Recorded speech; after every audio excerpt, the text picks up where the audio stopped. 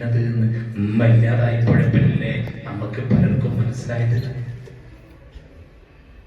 നമ്മളും അങ്ങനെ ഒരു അനുഭവമാണ് നമ്മുടെ മക്കൾക്ക്, നമ്മളും അങ്ങനെ ഒരു അനുഭവമായി മാറും. അശ്വൻ കുമാർ എന്ന് പറഞ്ഞൊരു കുട്ടിയുടെ കഥ പറയാൻ ആഗ്രഹിക്കുകയാണ്.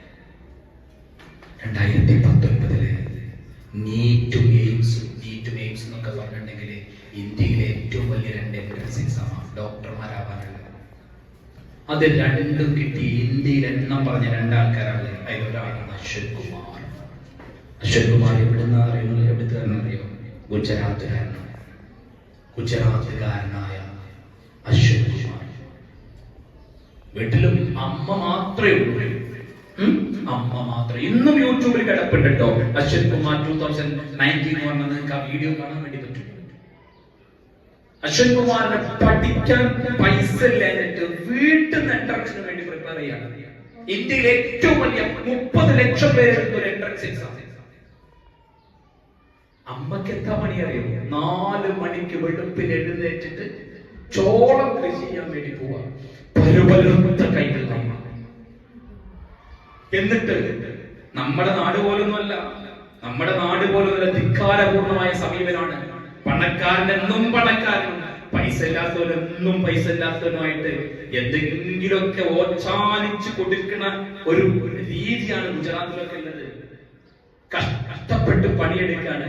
എന്നിട്ട് എക്സ്ട്രാ ടൈം 4 മണിക്ക് പോയി കഴിഞ്ഞിട്ടുണ്ടെങ്കിൽ വൈകുന്നേരം 5 മണിക്കാണ് അത്ര അമ്മ ജോലി കഴിഞ്ഞിട്ട് വരിക. ഇന്ത്യയിലെ ഏറ്റവും വലിയ എൻട്രൻസ് എക്സാമിന്റെ റിസൾട്ട് വന്നപ്പോൾ 1ാമത്തെ സ്ഥാനമുള്ളത് ഈ അശ്വൻ കുമാറിന്. പ്രിയപ്പെട്ട ഉമ്മ, പ്രിയപ്പെട്ട ഉപ്പ, ഇനിയാണ് രംഗം. അശ്വൻ കുമാറിനോട് BBC ഉൾപ്പെടെയുള്ള വാർത്താ മാധ്യമങ്ങൾ വന്നിട്ട് മൈക്ക് നീട്ടിയിട്ട് ഒരു ചോദ്യം ചോദിക്കുന്നുണ്ട്. ഇംഗ്ലീഷിൽ ചോദിക്കുന്ന ചോദ്യത്തിന്റെ മലയാളം പരാവർത്തനം ഇങ്ങനെയാണ്: ഈ 1ാം റാങ്കിന്റെ ക്രെഡിറ്റ് നീ ആർക്കാണ് കൊടുക്കുന്നത്? നിസ്സംശയം 1 സെക്കൻഡ് പോലും പൗസ് അടിക്കാണ്ട് അശ്വൻ കുമാർ പറഞ്ഞ മറുപടിയുടെ പേര് ചുമൈത്തിലോടുമോ എന്റെ പ്രിയപ്പെട്ട ഉമ്മാക്ക് എന്നായിരുന്നു അതിന്റെ മലയാളം. ചുമൈത്തിലോടുമോ. ചോദ്യകർത്താവ് ഒന്ന് നെട്ടി വീണ്ടും ചോദിക്കുന്നുണ്ട്, പാടൻ ഒന്നുകൂടി പറഞ്ഞു ആർക്കാ? പിന്നെയും പറയാനുള്ളത് അതന്നെ, എന്റെ ഉമ്മാക്ക്. 3ാമതും ചോദ്യകർത്താവ് ചോദിക്കുന്നുണ്ട്.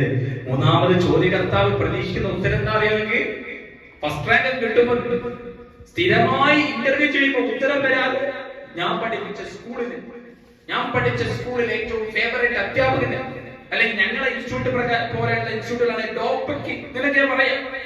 ഈ കുട്ടി പറയാണ് അമ്മയ്ക്ക്.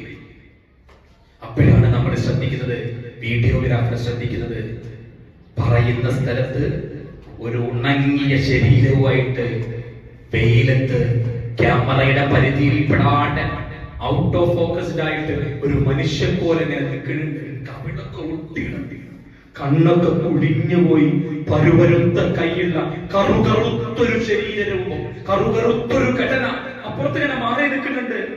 ചോദ്യകർത്താവിനോട് ഇഷ്ടത്തോടുകൂടി പറയാണ് ഇങ്ങനെ. പിന്നെ തന്റെ മൂലയിൽ നിൽക്കുന്ന, അരികിൽ നിൽക്കുന്ന അമ്മയെ ചൂണ്ടിയിട്ട് ഈ അശ്വൻ കുമാർ എന്ന് പറയുന്ന കുട്ടി പറയാണ്, അതാണ് എന്റെ അമ്മ.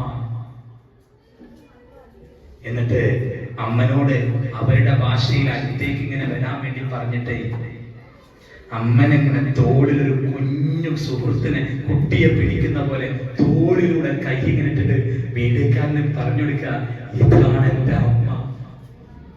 എന്താ എന്റെ അമ്മന്റെ വിശേഷം നിങ്ങൾക്ക് അറിയോ?